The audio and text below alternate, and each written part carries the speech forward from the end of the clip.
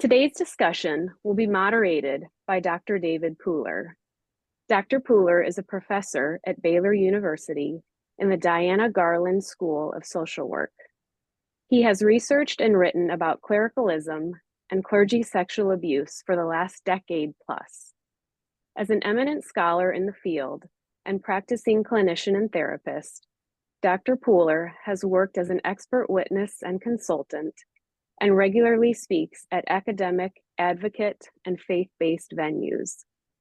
Not only has his work advanced scholarship in the field of social work, but it serves as a guide for churches and those in helping professions dealing with the abuse crisis. Furthermore, it provides hope and comfort for survivors and their loved ones. Thank you, Dr. Pooler, for kindly agreeing to moderate this discussion today. And I will hand over the mic to you. Thank you, Kelly. I really appreciate that. Thanks to all of you, our panelists, our experts, our supporters, and those of you participating live now, but also to those of you who may be watching this not live, but are now getting a chance to see and hear. I'm just going to start briefly by delineating what we're hoping to accomplish. So as a result of this webinar, we are wanting to just discuss support and resources for secondary survivors that will come up, how to help clergy, religious leaders, counselors, therapists, and others in helping professions understand how to support secondary survivors and avoid re-traumatization, and provide a resource for academics and researchers seeking to understand the impact of abuse on secondary survivors and best practices when providing support. So let me just give a brief definition of adult clergy sexual abuse. It's basically when a religious leader uses their power and influence, the nature of the position that they have, to sexually exploit, sexually abuse, sexually assault someone in their care. And this is done generally through a grooming process that often takes months and sometimes even over a year before explicit sexual activity may start. It's profoundly wounding to the person who's been targeted and injured. And what we're here today to talk about is the ripple effect of that and how that actually impacts and affects others, certainly the spouses and partners of someone who's been targeted and abused. So I'm going to actually just pitch right out of the gate just a quick question to one of the secondary survivors and just say this: from your perspective, what is a secondary survivor? I just wanted to go ahead and define that. Would anyone like to just jump in and say, gosh, here's the simplicity of what is a secondary survivor?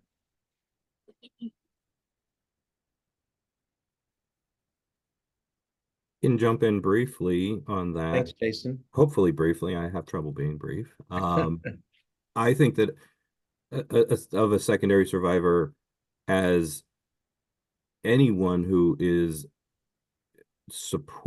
in the support structure. No, I'm sorry. Anybody who is close enough to the individual who's gone through it, to be in their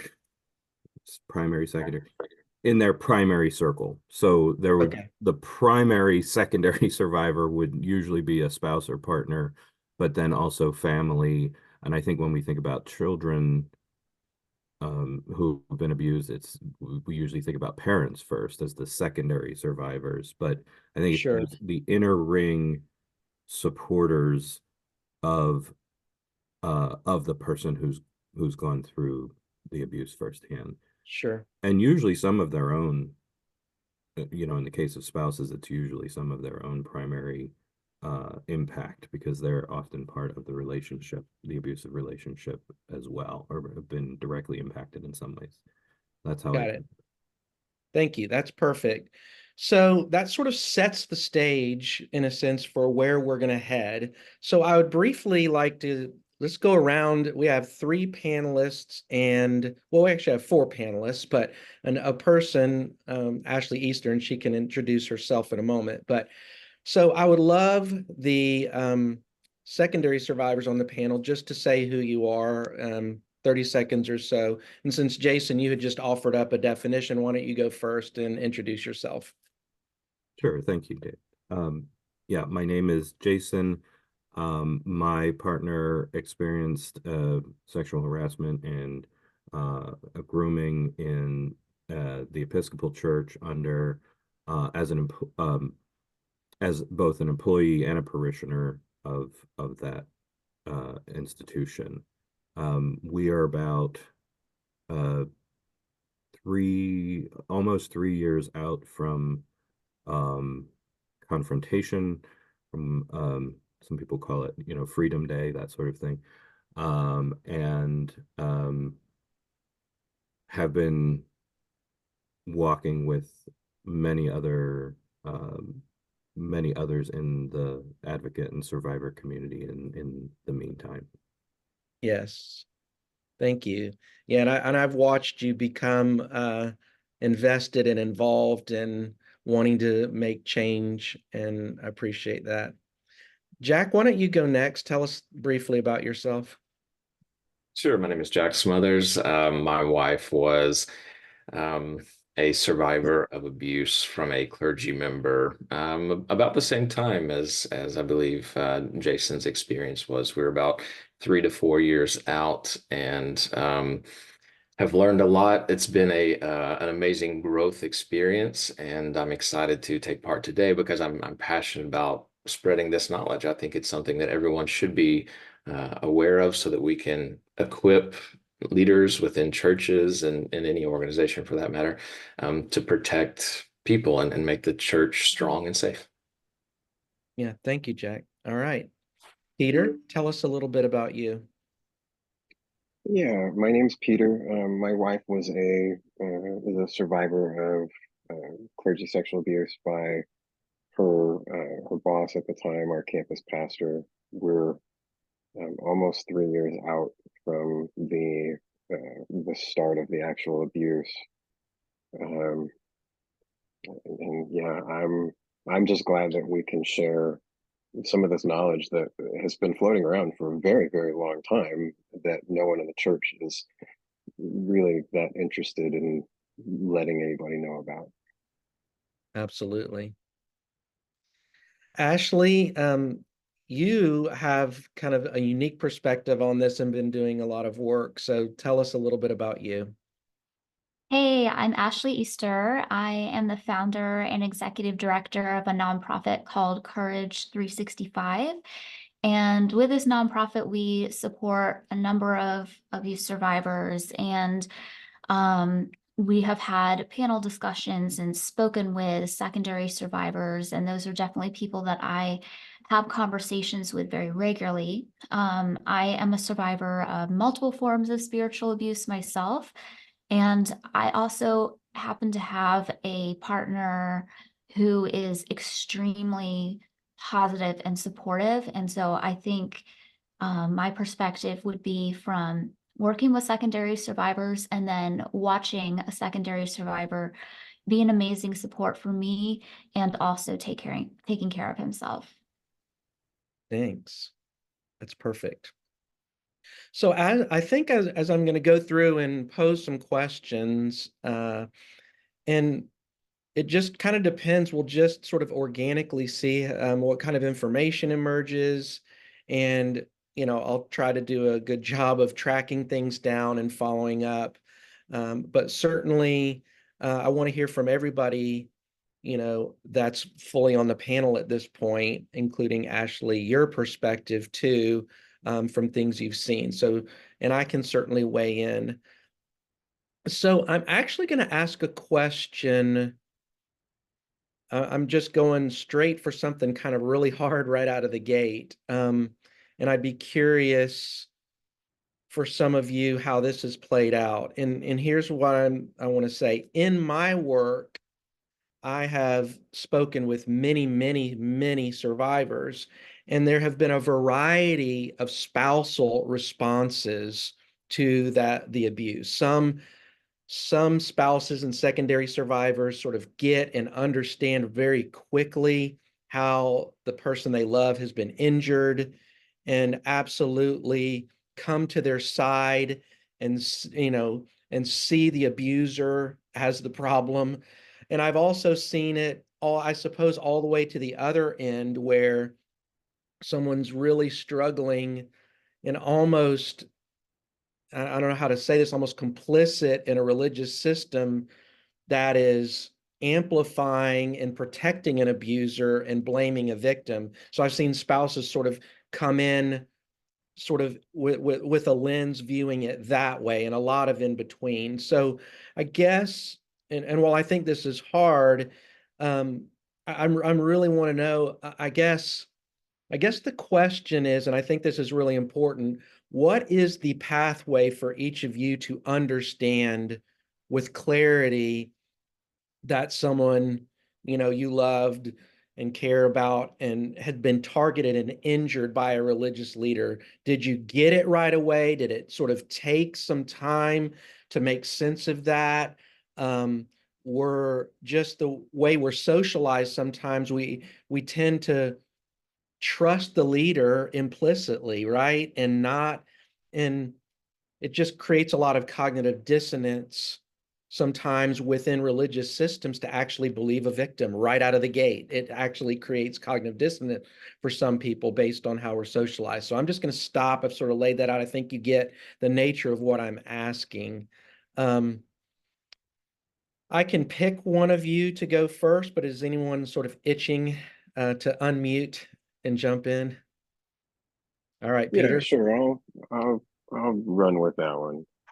Um, our experience, I don't know exactly how typical our experience is. But my wife and I,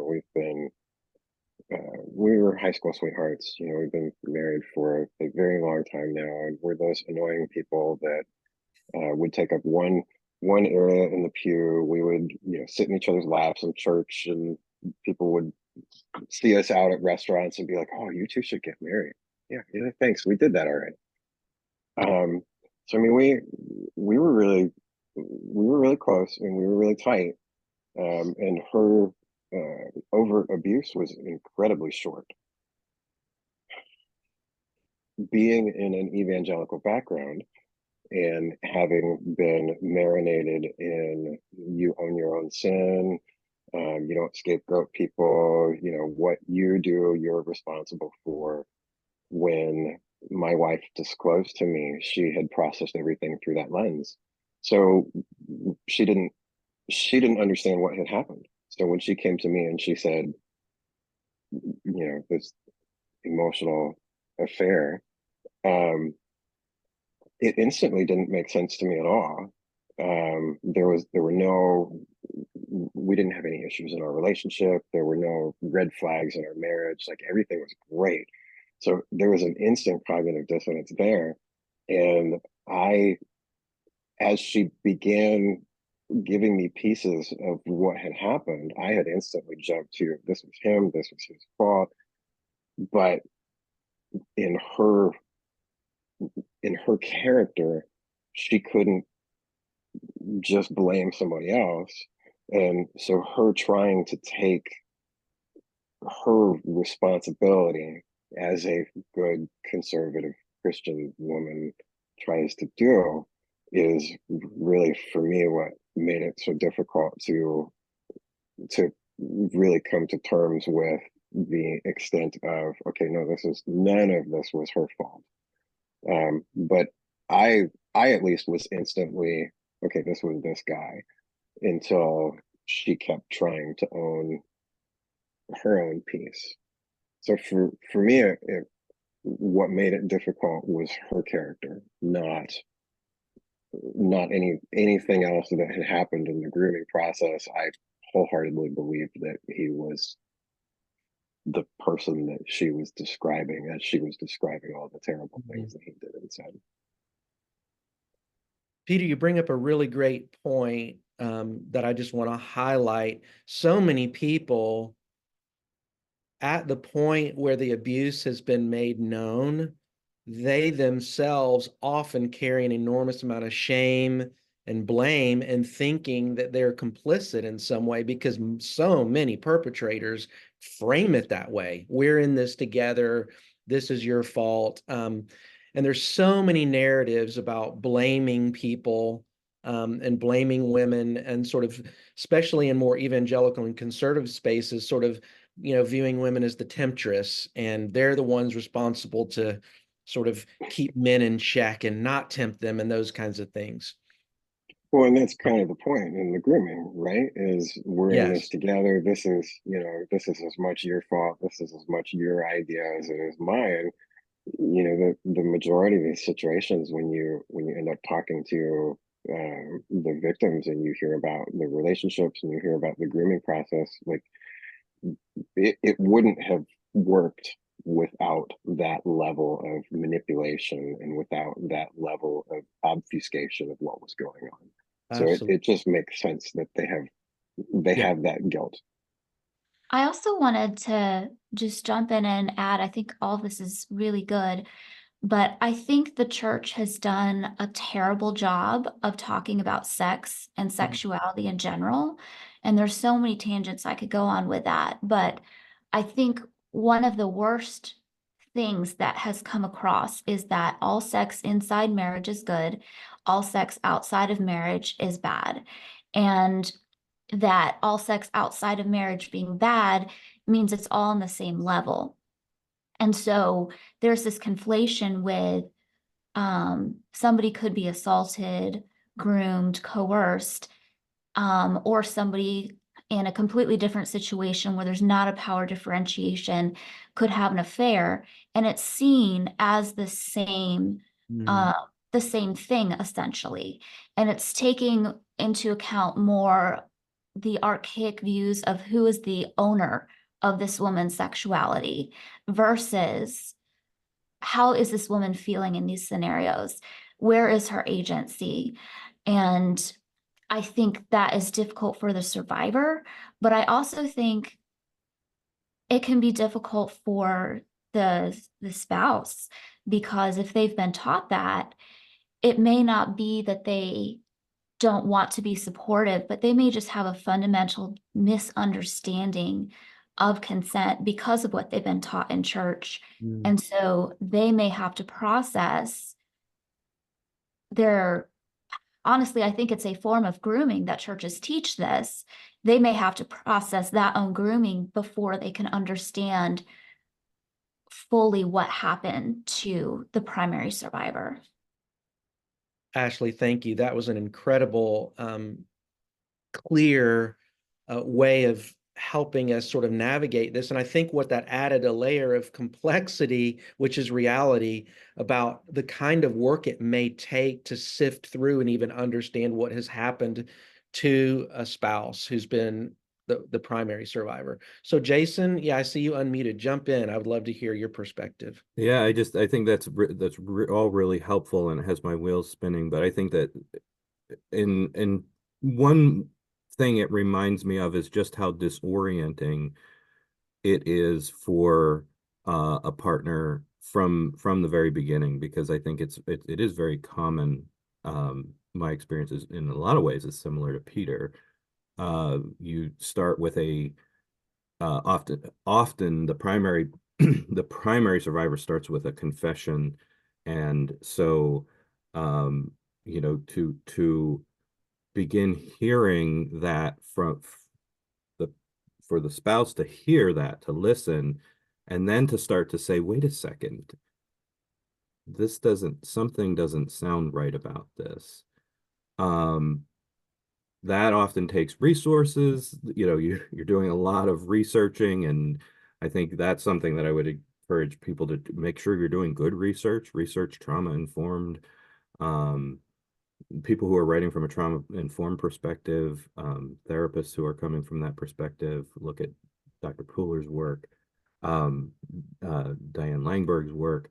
All of those things are really important. Support groups are also really important, because the disorienting part is that even after you get to that place of being able to say, I'm starting to see that this fits really well with these other patterns that I've heard about. And so many people that I've talked to have that's one of the most remarkable things about it is like, oh, people who do this, clergy who prey on people have a lot in common, and these stories have so much in common. The types of people that they target have a lot in common. It's much more about their strengths than about their vulnerabilities. In I think in many cases, probably most cases, and but the disorienting piece doesn't leave you alone, because this is part of why paying attention to people who have gone through it, support groups, and people who understand it is so important, because I think it's really easy to slip back into that question of, but go back to the confession at the beginning. I mean, what was this what I think it is? Is this truly what there's a lot of second guessing that happens, I think, as the secondary survivor. And it's because it's very difficult to understand. If I go back to my own understanding, before I got to know people, before I had my own personal experience, I would say my understanding was limited in a way that I could have been supportive to a friend who had gone through something like this, but I really wouldn't have had the kind of empathy that I get from survivor groups.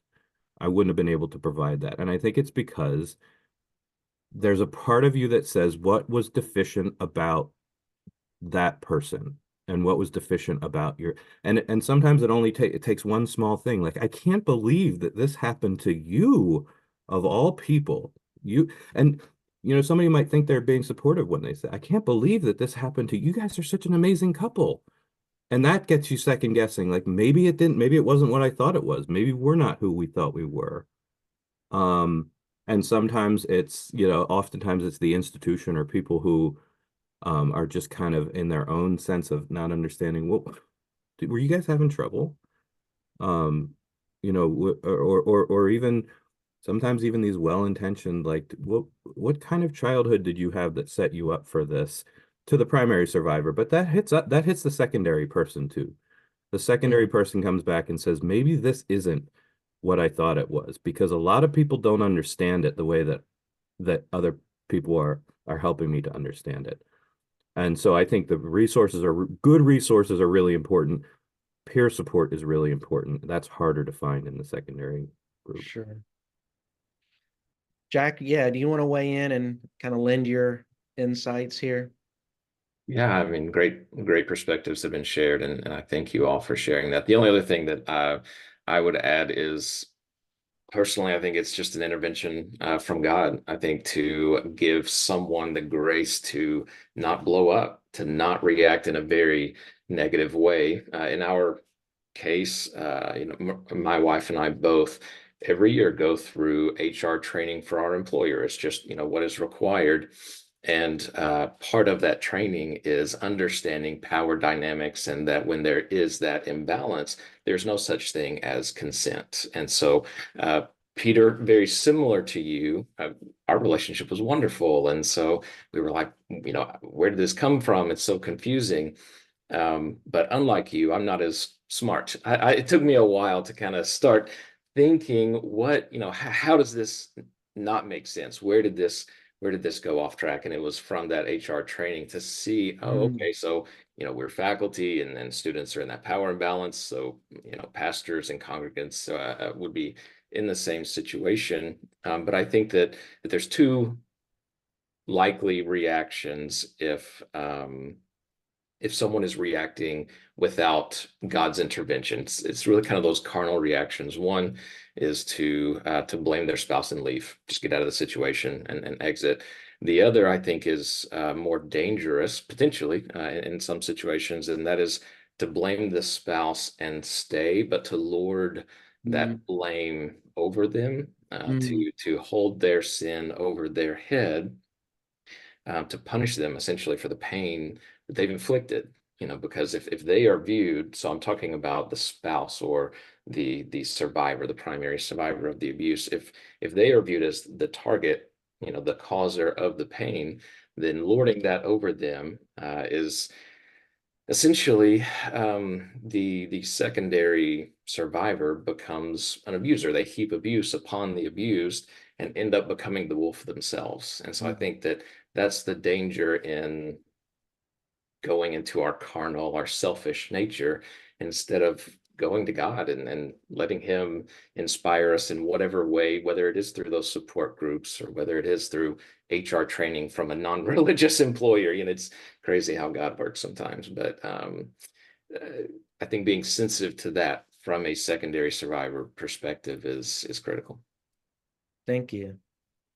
One of the things that I'm hearing embedded in this is a sense of that understanding the power dynamics, right? Really, and I'll just say this, I think that it's very clear that people with more power are always responsible to set the boundaries that delineate how the relationship should go, that keeps everyone safe.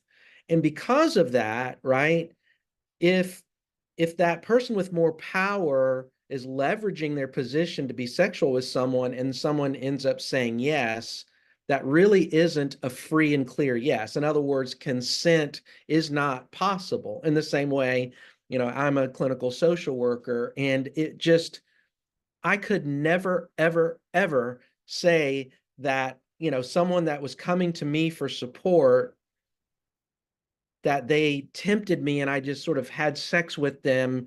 And it's like, no, I am the one who was to delineate and maintain the boundaries that keep that person safe. The client would never be seen as complicit, would never be seen as the cause, right? And so part of what I'm hearing embedded in a little bit of what you're saying is coming to an understanding on some level that your spouse actually was not complicit, and it was completely the person with more power. Is their job to keep your spouse safe. Let me tunnel down to the three secondary survivors and ask this question. If you could sum up the nature of your injury, what would it be? But I'm part of what I'm just offering something up. I don't want to put words in your mouth, but is it sort of that institutional level betrayal, not having support, not being supported as a couple? Or I'm just really curious, how would you define, because if we're using the term survivor, right, secondary survivor, that means you've survived an injury, right? So how would you describe the nature of what injured you the most in this?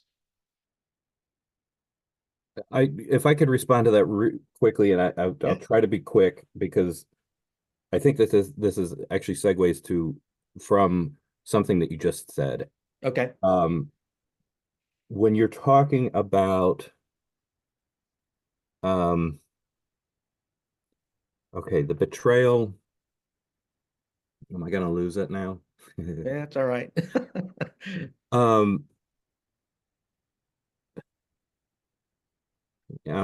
Let me get my thoughts together. I apologize. No worries. Yeah.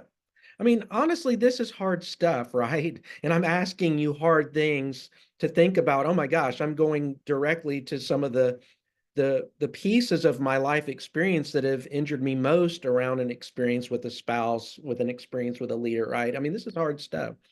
So thanks. sure.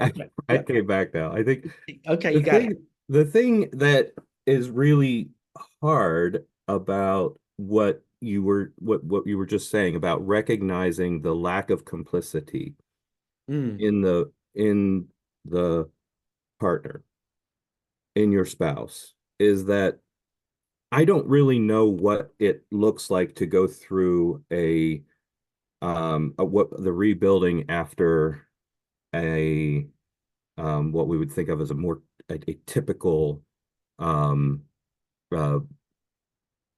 break in a typical betrayal or a typical affair or something like that, right? Sure. But when I think about how you can rebuild in that context, or what it looks like to rebuild when it feels like your partner has betrayed you in some way, that actually you come into that space with that person, and you can, if you are on good terms, you can rebuild and heal in that space.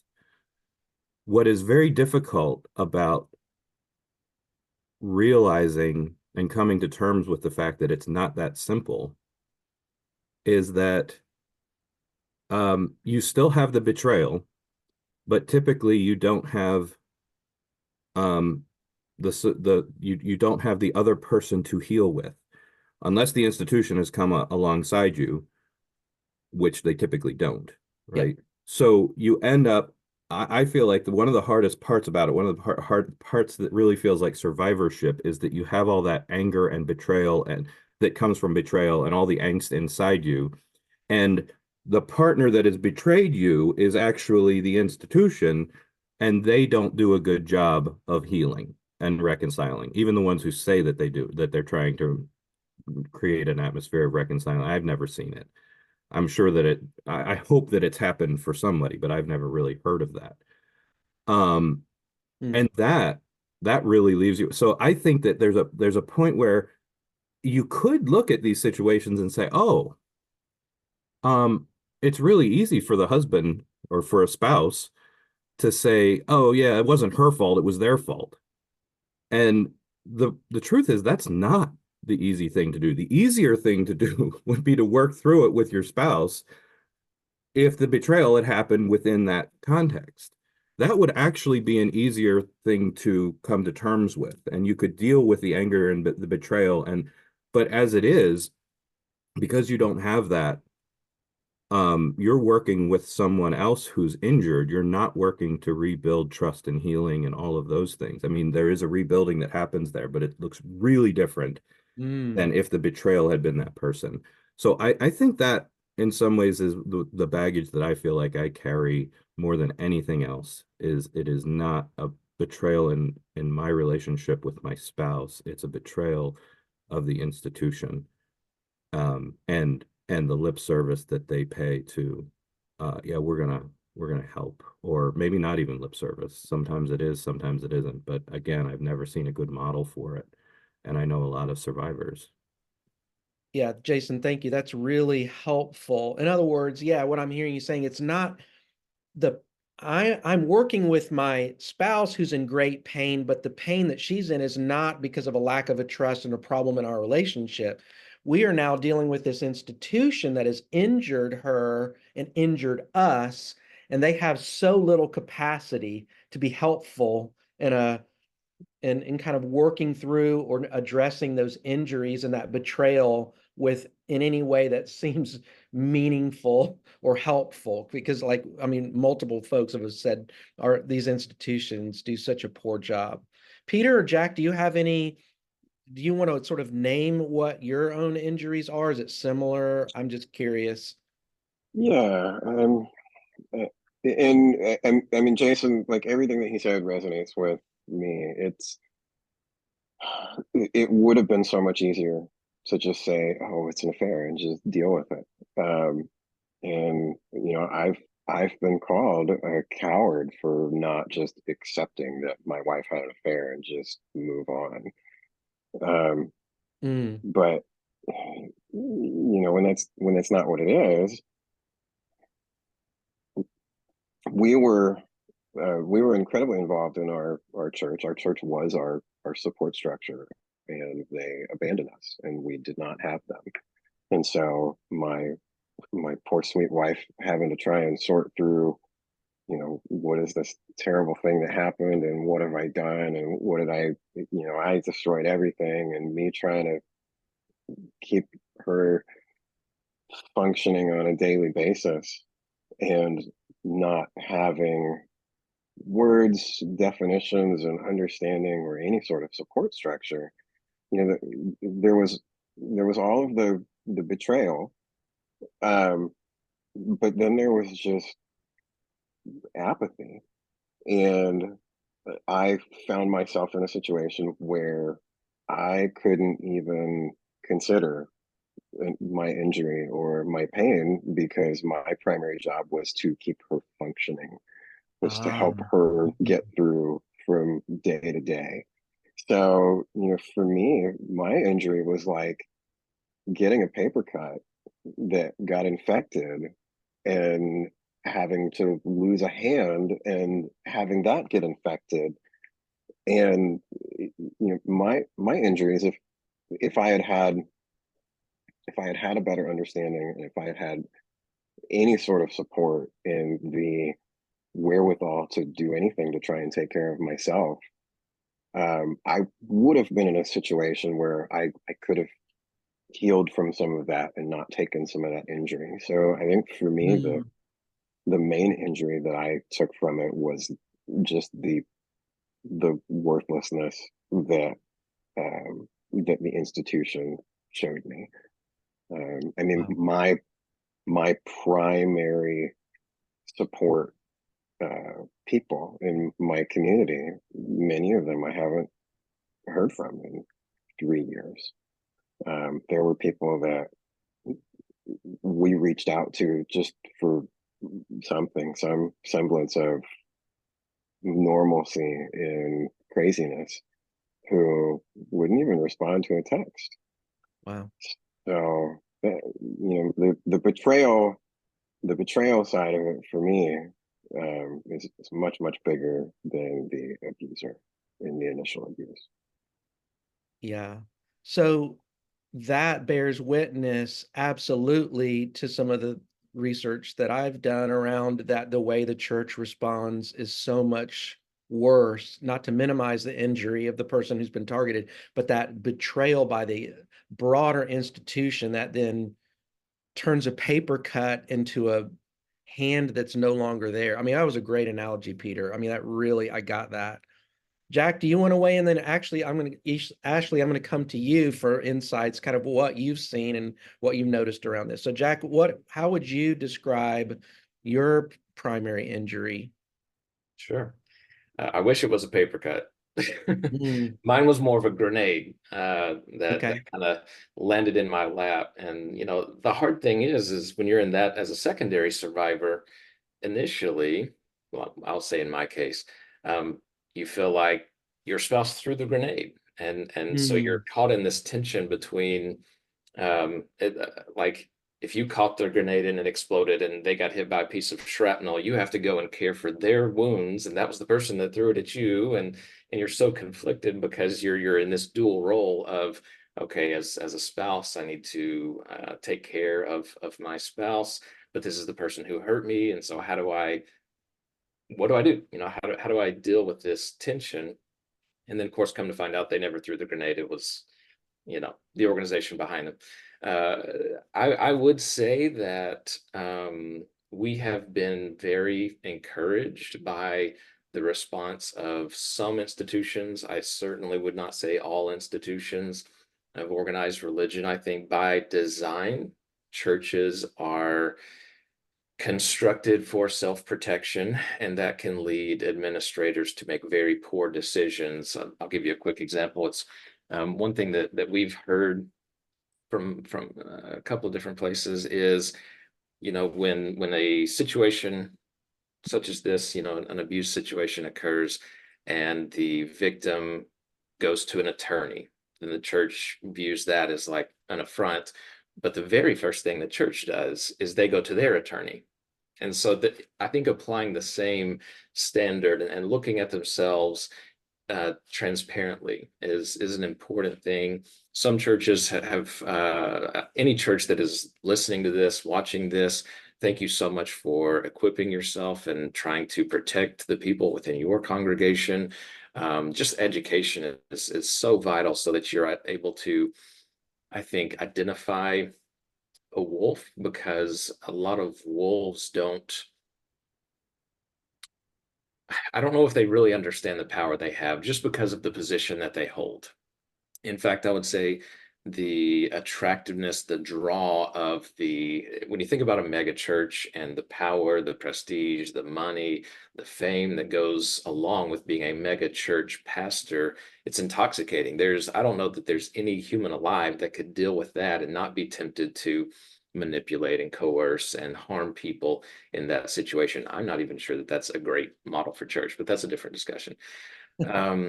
So yeah, I think that churches who take this seriously on the front end and can take steps to identify signs of abuse, that can protect themselves with levels of accountability and transparency among their leaders, but also if they have people within their congregation who have been abused by leaders within that church, they can address that. But also, it's likely that they're going to have people who have been abused somewhere else. And so how do we minister really well to those people?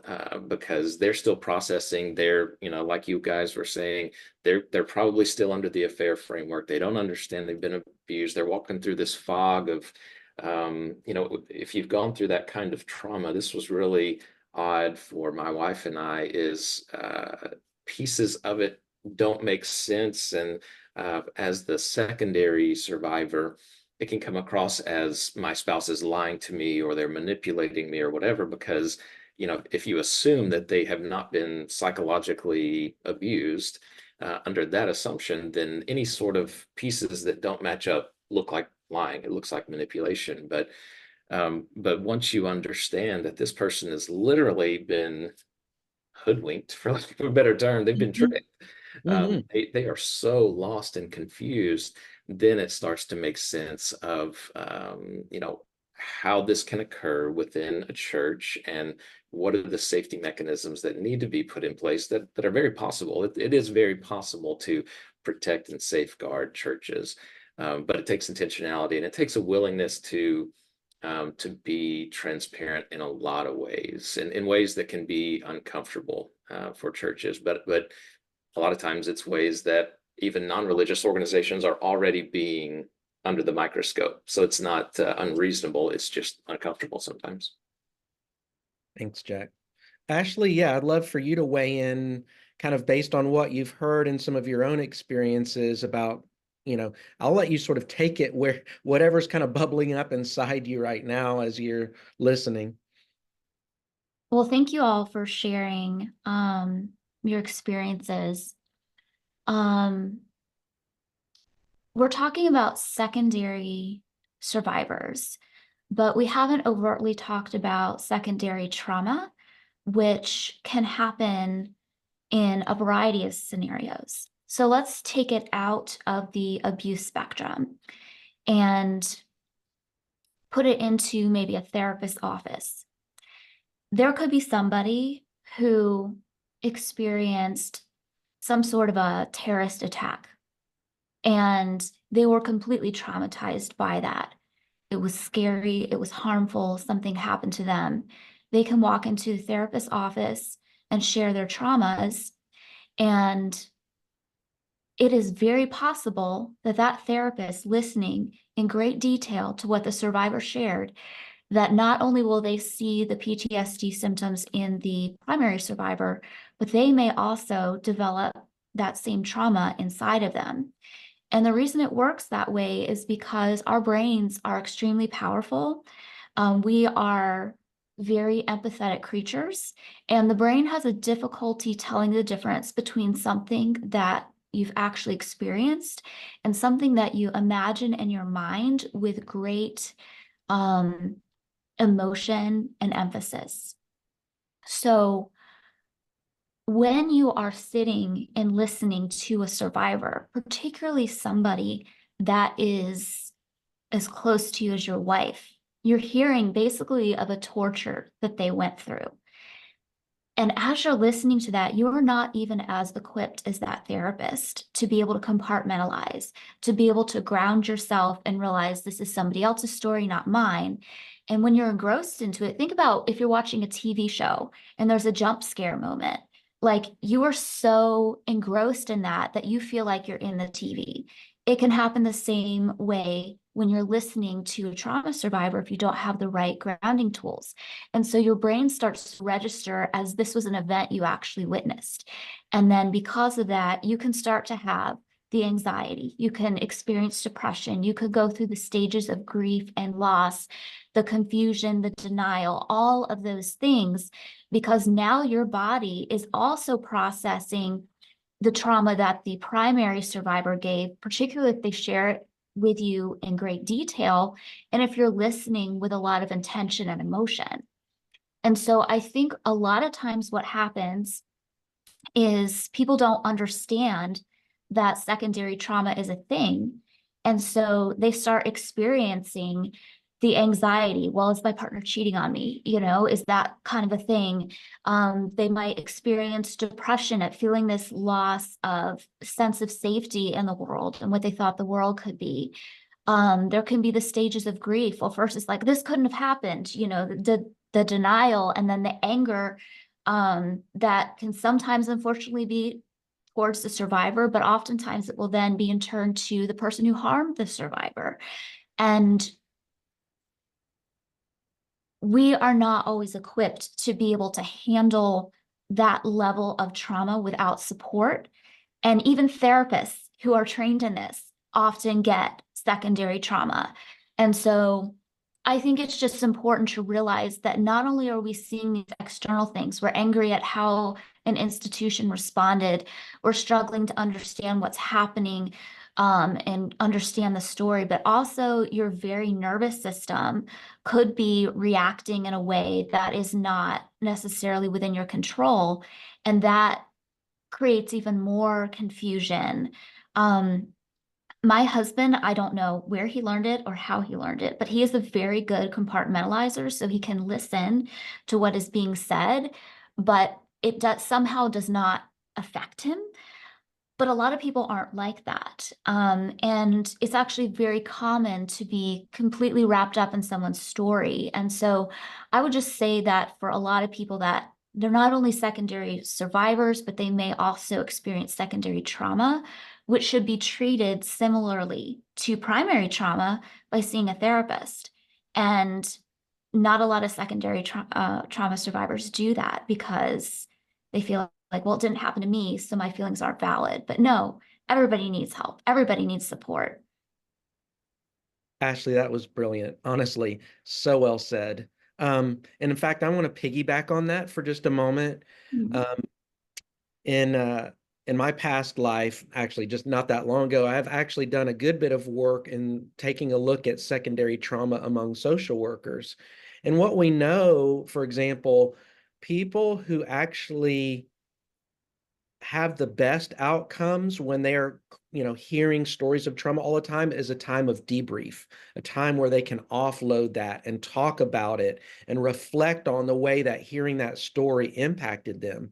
But I think my point here and where I'm going to go is I very much doubt that any of you all as secondary survivors really then had your own space of support and validation for the nature of what it was like to hear how your own spouse was deeply injured, right? So I guess what I'm saying is, yes, I absolutely concur with Ashley, and I would go even so far without an immediate place to debrief or find support and validation for how you've been impacted. That's going to sit with you and it honestly show up. What we basically know is that secondary trauma mirrors PTSD, right? So the same kind of symptoms that someone with PTSD would have: numbing and depression, avoidance of spaces and people that remind you of that, right? So I think that this is a really important piece. And Ashley, when you were talking, I could even sort of feel my own mirror neurons sort of just connecting and having empathy, and like, that's absolutely spot on. So I appreciate that take. So we're at 10 o'clock, and here's what, I'm sorry, more like 11, depending on where you are. Actually, it doesn't matter, because it doesn't matter what time it is. For our time, we're about an hour in. I'll just say it that way. We have about 35 more minutes to go-ish. I'm going to pose at least one more question to everybody, but then I want to have some time for people in our audience that are present live to pose some questions for the panelists and or me, and we'll see if we can respond.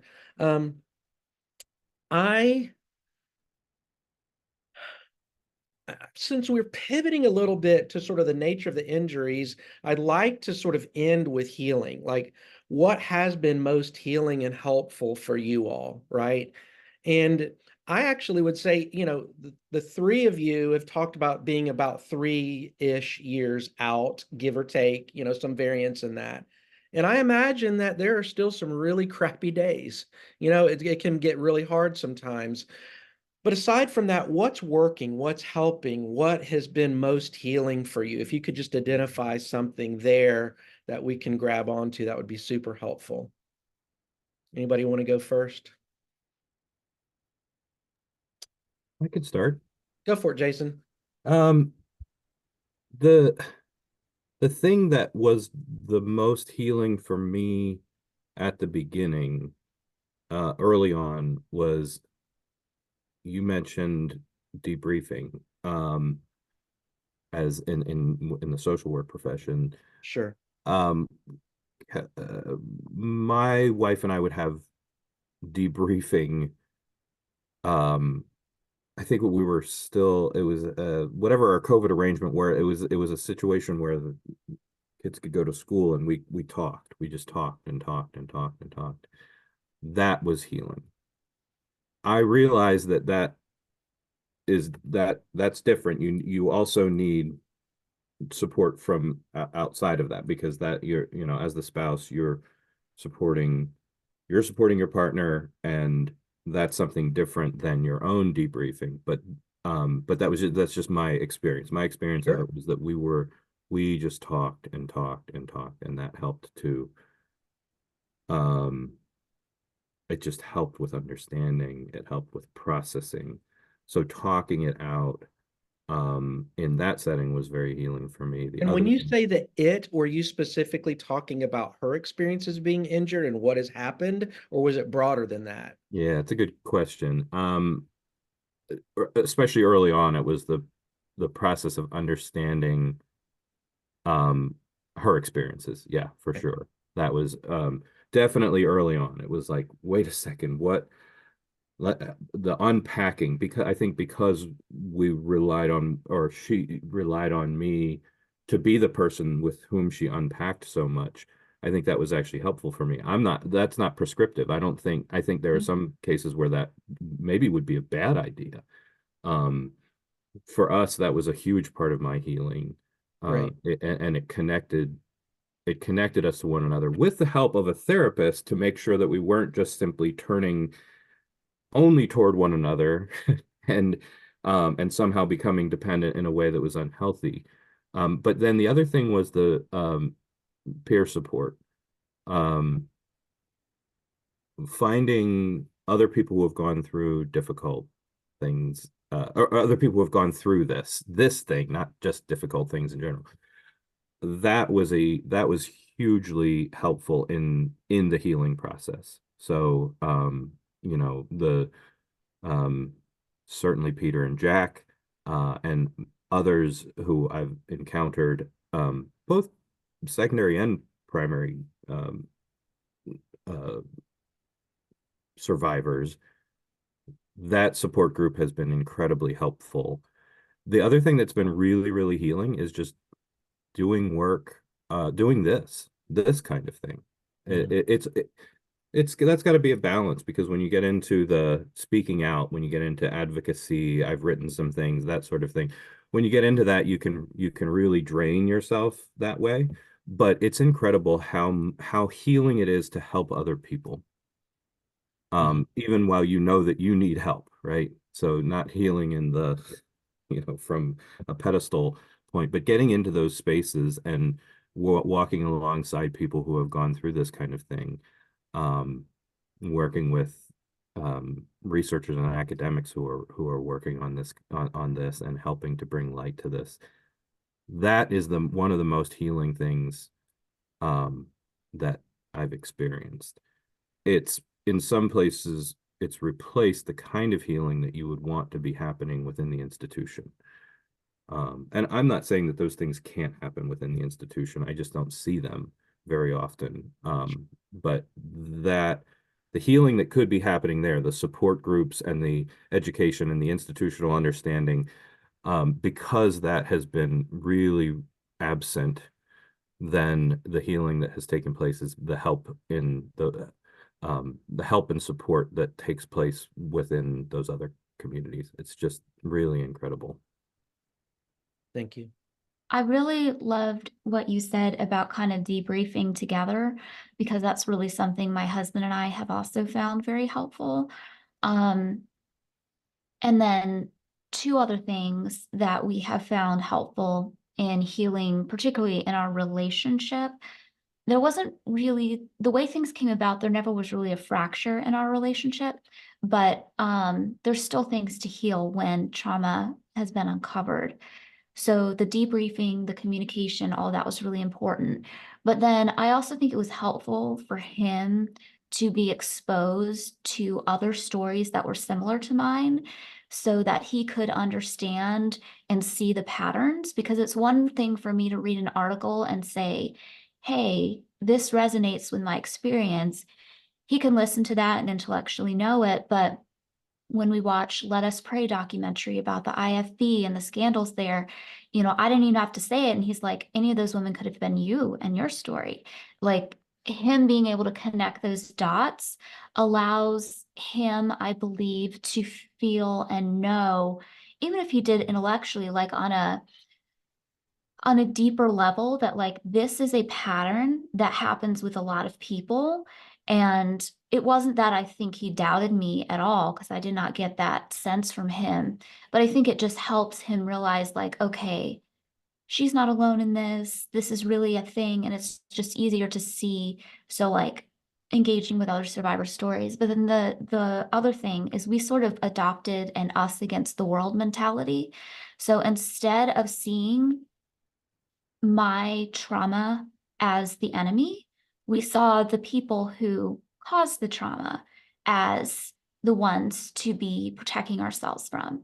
And so we have never looked at my experience as something that's causing trouble in our relationship.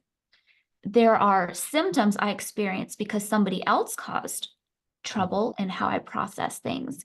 But we very much developed like we are our safe place for each other. Things may happen to us. Like our first year of marriage, we had a good friend die. I disclosed abuse. I was leaving a cult, a whole bunch of things. And for a lot of people, they could have turned and been like, wow, Ashley's a really dramatic person. Look at all this stuff that she brings up in her life. But instead, it was like, look at all these things happening to us. We're going to be the safe place for each other. And we're going to recognize that maybe we can't trust anything outside of us, but we can trust each other. And that's going to be enough for now. And so I guess kind of adopting an us against the world mentality really helped keep the pain as a thing outside of our relationship that we may have to fight against versus something that was entangled in our relationship. Very helpful externalizing of the pain. Yeah, and that's important in healing. Peter, Jack, either one of you want to share what's been most helpful healing? Yeah, I think for me, because again, the biggest one of the biggest parts of my trauma was just feeling abandoned and not valued. Again, the peer support has been really great, and like Ashley said, with her husband, just being able to interact with other primary survivors and other stories in detail and be able to put some of the pieces together. I know one of the we read a lot and listened to a lot of podcasts and watched a bunch of documentaries. I think the one that was the most helpful to me was The Vow. Did a really good job of showing me how very intelligent, not broken people can be groomed into these terrible situations. Because you always hear stories like this and you're like, wow, what's wrong with them? This would never happen to me. What sort of deficiency do you have that leaves you open to this sort of, and it's not like that, but being able to see it played out so well, and that was incredibly helpful to me. And then probably the other big thing was just finding other people that um, that knew me and valued me. So I've changed careers. The last about a year ago, I took a new job, and it's odd having all these coworkers. I used to just work by myself. But these people have gotten to know me a little bit, and they value my opinion, and they ask me about things, and they find a value in me when so much of my recent trauma memory is my community finding that I had no value, that I wasn't worth pursuing, I wasn't worth checking up on, and even talking to. So I think there's a huge human need to just be known, and that's been really helpful for me. Thanks. Yeah, Jack. For me, it was keeping my eyes on Christ.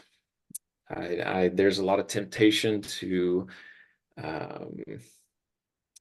act out of your own will, your own and sometimes it could even be trying to be helpful to fix things instead of relying on inspiration from God to act in a way that is glorifying to Him. For instance, I like to come to solutions quickly, but I think during that time, one of the most healing things was just to listen and, to close my mouth for a while, let other people speak. Sometimes those people were wrong, but I could sort through that. And I think getting a lot of understanding from my wife, from the victim, the primary survivor, was critical, and just keeping my perspective fixed on Christ, because otherwise I would have gone down a path of rejecting organized religion altogether, and instead of building up the church and strengthening up Christ's bride, I would have probably sought to dismantle it, right? Or walk away and separate myself from it. And so I think by keeping my focus on the source of healing, and this is not in disagreement with anything anyone else has said, I think that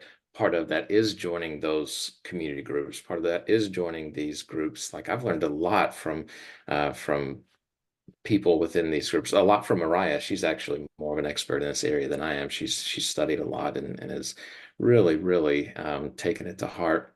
But Jason shared some research recently that really opened my eyes to how my wife could have been, why she was targeted. And it was because she had characteristics that were, attractive. She's a very smart, very, very gifted individual. And so it's not that she's a broken person or that we have a broken marriage. And so, yeah, these community groups are absolutely vital. But for me, the only other thing I would add is just that keeping my eyes on Christ and letting Him dictate what I do instead of reacting out of my own, emotions or will. If I could just do a follow-up to that, I think that's really beautiful that you found comfort in your faith. And I would just kind of make a note that, like, each survivor and secondary survivor is going to come to a different conclusion on what's healing for them. And so I know a lot of survivors where their faith has been incredibly healing and supportive, and they have felt called to try to change the church from within. I've also met a lot of survivors who've decided that they don't feel safe in a faith community and that it's not worth the risk for them. And I think that's also a valid place for people to go. If someone believes in God, like, God does not exist just in the walls of a church. And I'm not saying that you were saying that at all, but I think it's very beautiful that everybody kind of finds their own path of what's going to be healing. And I think as advocates, it's so important to let each person come to their own conclusions about what they do with faith, because the primary concern is the healing of the survivor. And some do that within a faith community, some do that without. But I think those are all valid healing paths. Thanks, Ashley. Yeah, I absolutely agree with you. You know, having worked with many survivors and talking with many secondary survivors, yeah, that the sense of personal agency and freedom to choose and to use their own intuition and guidance and wisdom to figure out what they most need as they heal, that's so important. Well, we have about 20 minutes left, and I would like to open up the floor for some questions from the live audience. And let me just kind of look over at the meeting chat and see what might be showing up. Dr. Pooler, I sent you 5 questions Okay. that I received. So I'm happy to assist you at reading them to you, or however you'd prefer to do this. Okay. Well, I'm just going to go with the first ones. And this, you know, I imagine we could have a variety of answers for this one, but what are the best ways that the church can come alongside you as a secondary survivor? So I'll give you a moment to sort of chew on that, right? And again, church is very broad, and church may have almost like Ashley was saying, the word church may have different meaning and be defined in different ways. Yeah, I I've even heard people say that this is church for them now. This Sure. being when they're Absolutely. referring to peer groups. But I'm sorry, Ashley, did you start to I interrupted you, didn't I? Go ahead. Oh, you're fine. I was just going to say that I think the church needs to understand its limitations and realize not only that these things exist, but they're not always the best place to address them. You may need to have a list of therapists that you could refer people to. You may need to have different experts. But I think the church works best when it's in collaboration with the community at large. And I see sometimes churches don't support primary, secondary survivors out of ignorance. And then when they do learn that those people exist, they try to reinvent the wheel without using science and psychology that's already been studied for years.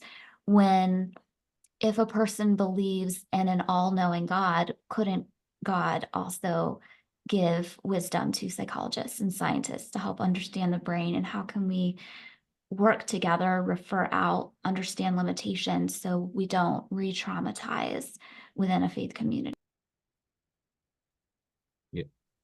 Yeah, I just to reiterate or to agree with that. I think so much of it has to do with orienting a different orientation toward the institution's different orientation to thinking about itself, but also to thinking about how to help. So absolutely becoming educated and understanding what it means to be trauma informed and being less about self-protection. But I think it's so in our denomination, one of the things that they explicitly talk about is seeking reconciliation in cases where in all cases of hurt and misconduct, but especially in the clergy misconduct. And the thing is, if you're going to say that you're looking to bring about reconciliation, you really need to follow up with that in some way. And so that might mean incorporating professionals that understand what it means to be trauma informed. It doesn't mean figuring out how to do it all internally, because they're not capable of doing that. They need to be able to rely on the therapists and the good work that is out there. But so I think narrowing to be able to say, look, this is something that we realize that we can't do, we shouldn't do. We should be bringing in external investigators. We should be bringing in, you know, other people who are professional therapists to help with this, or just simply saying, well, we are actually don't pursue reconciliation. What we do is we discipline, or we do is know what you do well and be honest about that, and know what you can't do, you don't do, and you can't do, and be honest about that. I think it's just really important to be straightforward, because if you say that we're going to seek reconciliation and we're going to try to bring people back into the community, and then you don't do that, and you don't call people back, and you don't stay in the community with people, that is absolutely re-traumatizing. That's the worst possible thing that you could do. So I think recognizing the limitations and seeking outside support, even if it means, yes, we as an institution can't do everything ourselves. For me, it was a big part of, related to what Jack was saying, being able to separate my faith from the institution. I know people's faith played a different role in this process. In my case, my faith has been a very important part of healing and getting through this process, but I've had to recognize that the institution is not the same as my faith, and the body of Christ is not exactly the same thing as the institution either. The institutional, for me, separating the institutional failures from what it means to have faith and what it means to be in communities of faith has been really important. I would add that I agree with that about, you know, when a situation occurs, how to react in a way that doesn't cause more trauma. The only thing I would add is about how do we be proactive, whether a situation of abuse has occurred or not within a church. How do we train our employees who, you know, or even interns, that, you know, anyone who's involved within our ministry? How do we train our elders to identify someone who has been abused? Because, you know, if they come up and say, I've been in an affair, how do they actually with wisdom speak truth about, well, what this actually was an abuse? And oh gosh, it was one of the ministers at a church. He actually was the founding minister at the church we went to after after our abuse occurred. We left the church where the abuse occurred, but he said, we are not going to prioritize protection over ministry. So he was saying, you know, we are going to minister to this victim and prioritize that over self-protection of the church. And so, you know, I think that's a wonderful perspective to have if churches could view it that way. It's hard. I'm not saying it's easy. That's a very hard perspective to take. But, you know, just be proactive in how do we equip ourselves so that we're able to keep everyone safe. I think, you know, there's different church leaders that are on different levels. You know, there's ones that, yeah, ACSA, it's not a thing. You guys are just, you know, making stuff up to feel better about yourselves. And then there are church leaders, there are pastors and, you know, executives within the church that understand it, that get it to some extent. I think the biggest problem is that their congregations don't have a clue. And so, you know, if you don't understand what ACSA is, if you've never heard of it until today, clearly the first step is to do some research and educate yourself. But even if you're a pastor that would consider yourself on a path to being trauma informed, and, you know, you're familiar with David Pooler and Diane Langberg and, you know, some of the research that's been done, you know, this isn't new to you. Preach a sermon series. Like, do a 4-week sermon series, bring scripture into it, talk about abuse of power, and explain how this can relate in all spheres, including the church. Because, okay, it's great for your staff to be trained. It's great for your interns to be trained. But if your congregation knows what's going on, and your staff and your interns are not doing what they're supposed to be doing, there's built-in accountability. And if you're not willing to go to that level, then like, kind of what's the point here? The ACSA, it took me, what, 8 months post-abuse before I came across the term adult clergy sexual abuse. And it took an attorney who specializes in it to give it to me. And the moment I plugged that into Google, there was a wealth of information dating back 30 years. This is not new. We just don't want to talk about it. It's uncomfortable, it's inconvenient, and I get that. But the longer it stays in the dark and the longer this becomes a specialized field that only people like us really know anything about because we have to, the more it's a problem. So as a church leader, if you want to do something about it, write a sermon series, preach it, and what you will find is that there are people in your congregation that needed to hear it a lot more than they needed to hear whatever other sermon series you were planning that week. And as the token woman on the panel, I would just say maybe bring in a woman to do that sermon who has a trauma background. And if you haven't learned those things, maybe also you can learn from her. So I'm like, yes, 100%. And also, if it's primarily women who are being abused by clergymen, it might be easier for them to hear it from a woman.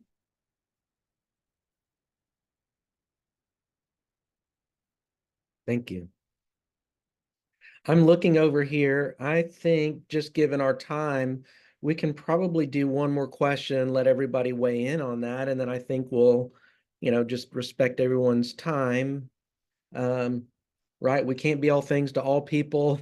And obviously we could keep going for a while. There's so much to sort of plumb the depths of this, but I think so much helpful information is already kind of in the air. Really, let's see.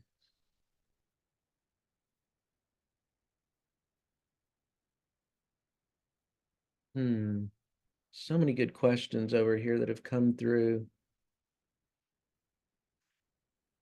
All right. Yeah, this is going to be interesting. I'm just going to use this because I think this starts to maybe get at what how should I say this? We're kind of saying what this was great. We sort of framed that the church needs to be mindful of its limitations. And then Peter, you sort of implored us then there are things that the church can do. But someone asked a question, which I think is really interesting, and we'll just land with this one. And this person says, I'm coming to believe that all churchgoers should view themselves as likely secondary survivors, given the statistics about abuse in the church. How do you think church culture might be changed to empower more of us to respond appropriately as secondary survivors when someone discloses abuse? What should we be learning and doing? And I think, Peter, maybe how you just sort of ended as a segue into responding. So, I mean, I guess it sort of lands on what is our hope for the future? What kind of church could be created for those people who want to involve themselves, right? And see that as a place where they are going to spend time and invest energy. So anyone can jump in first. If not, I'll unmute you. No. Well, I think what was mentioned about having the congregation aware of the definitions of abuse, what it all looks like, as was discussed earlier.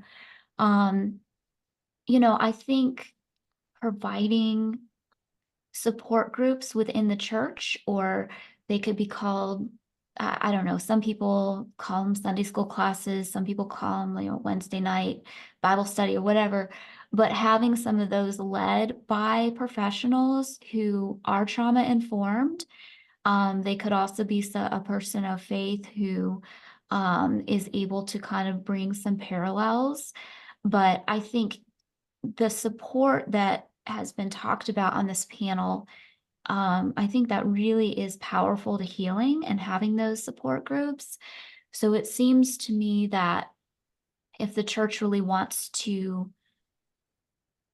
create a safe place for people, then again, recognizing the limitations they may have. So bringing in some people who are professionals, but then providing those free support groups, I think could be really useful. I know my nonprofit, Courage 365, we have courage clubs, and there's a curriculum that people can go through. And we had one that we planned for secondary survivors. And if things like that could be implemented in churches with people who are qualified to lead them, I think that might be the first time somebody hears some of those definitions and could kind of both experience healing and be educated at the same time.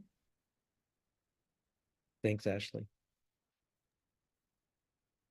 Yeah, I think that's great advice. I think the support group thing is so important.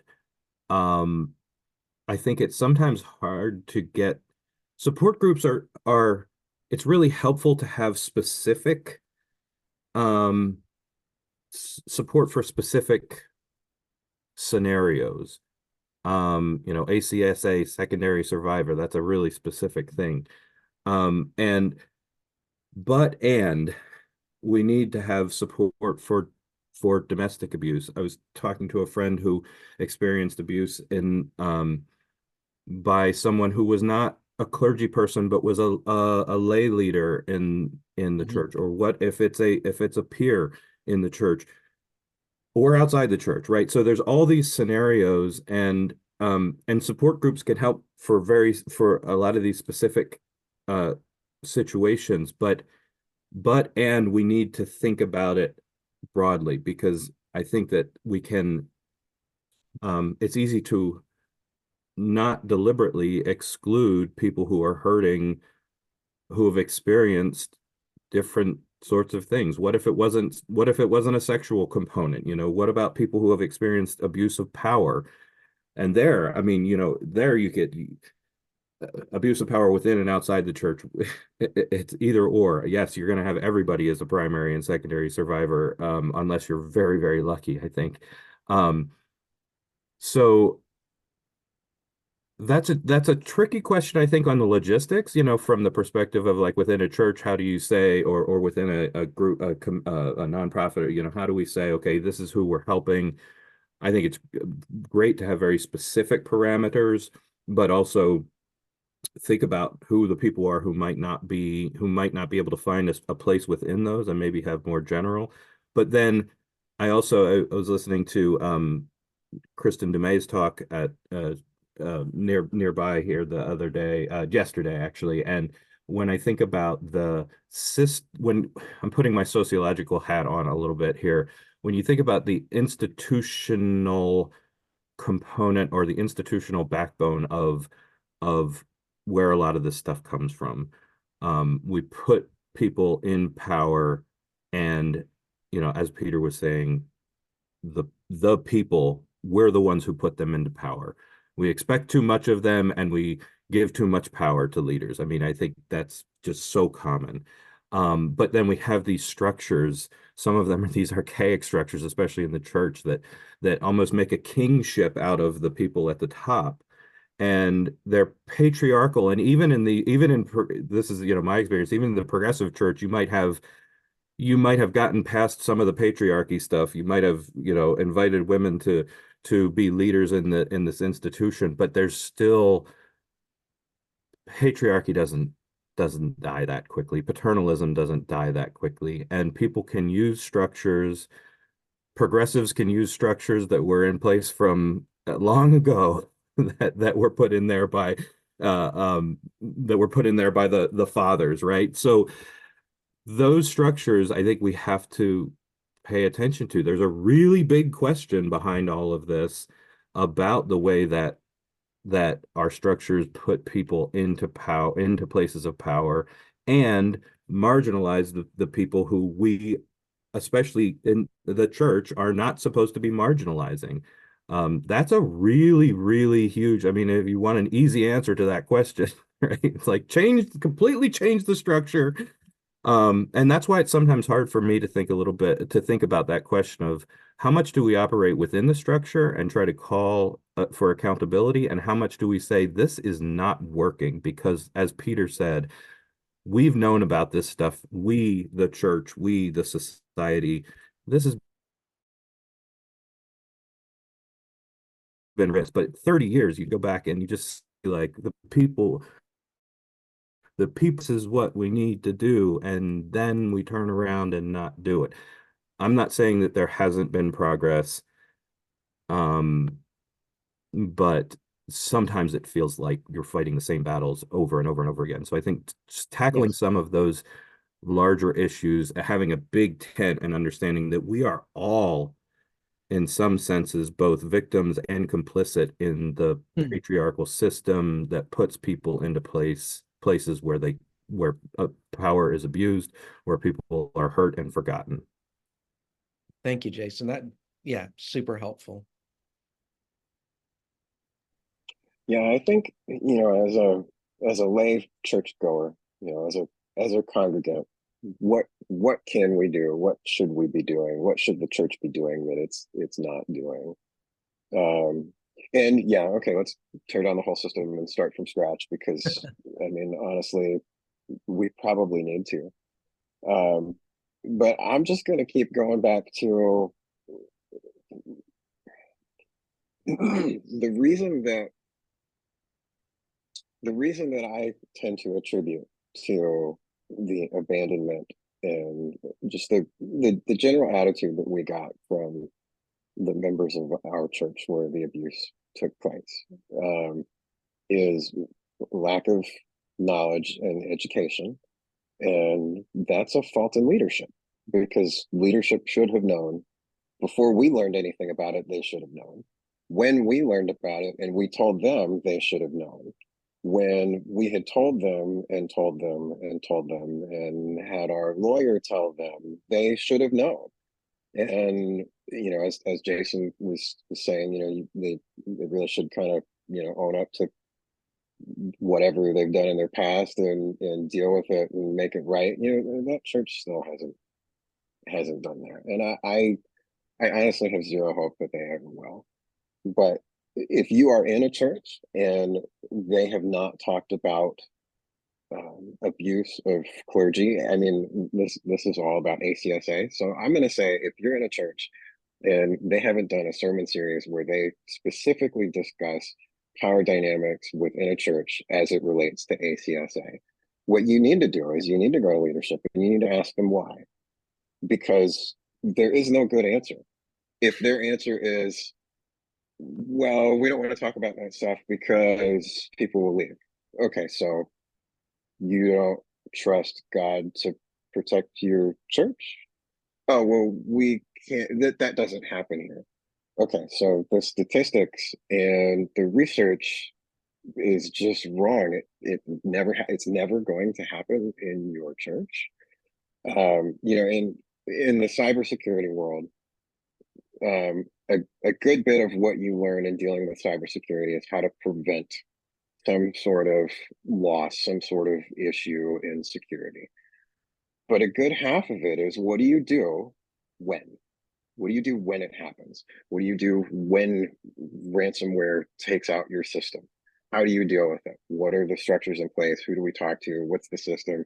We back things up, not because we're never going to lose information. We back things up because we lose information and we're going to need it.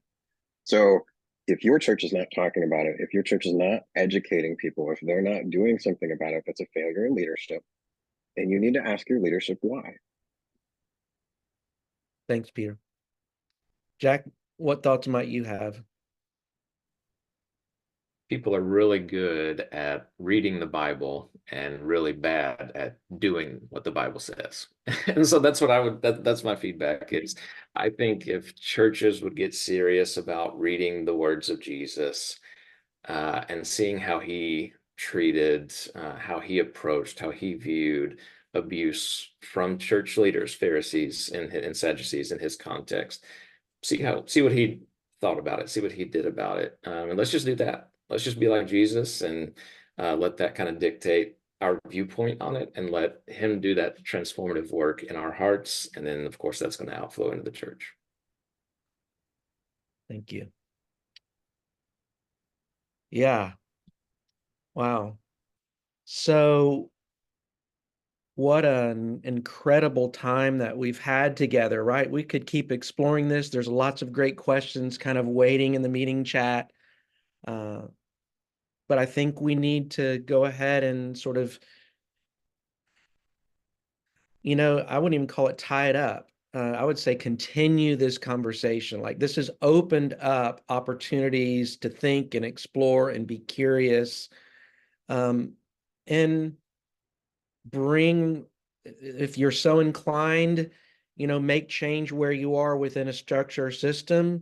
If the way you make change is to leave and create something new somewhere else, right? And do something different, then do that. I think we all have a much better, or at least I do. I even have a more robust understanding of the complexity that's going on.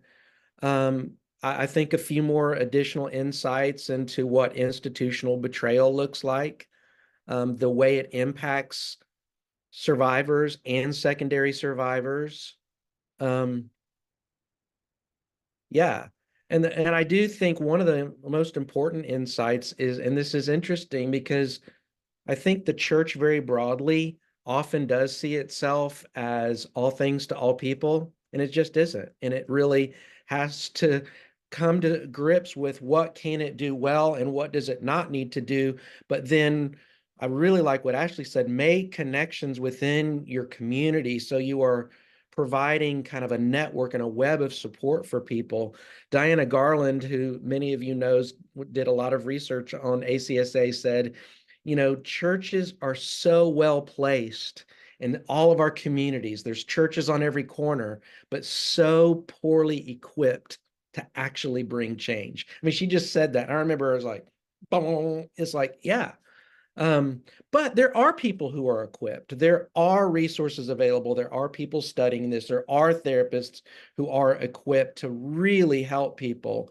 So, right, it's sort of, we need the left hand to know what the right hand is doing and share information more broadly. So we just certainly hope that this webinar has been a part of that. So with that, I think we'll officially end this webinar. Thank you for attending.